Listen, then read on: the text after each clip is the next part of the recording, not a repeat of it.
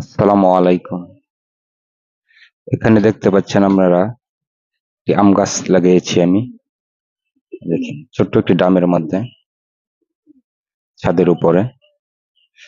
এখানে অনেক বউল এসেছিল, তার মধ্যে 3টি আম টিকেছে। এখন 3টি আম আছে, মাশাআল্লাহ ভালো বড় হয়েছে। গাছ বেশি বড় না, গাছ ছোট গাছ। ওই পাশে একটি আম চলে গিয়েছে। এই আমটা মোটামুটি অনেকটি বড় হয়ে গেছে। 3টি আম ধরেছে। এখানে একটি আম, এখানে একটি আম, 3টি গাছ। দেখেন গাছটা কিন্তু বেশি বড় না। আগের বছরে অনেক আম ধরেছিল, এবার খরানোর জন্য বেশি আম ধরে নাই। উপরে কিছু ডাল মরে গেছে।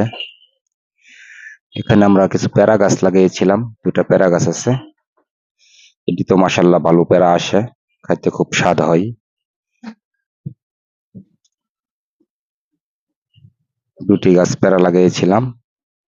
আল্লাহর রহমতে সবসময় পেয়ারা আসে 12 মাস, এবারও আসবে। বল ধরতেছে।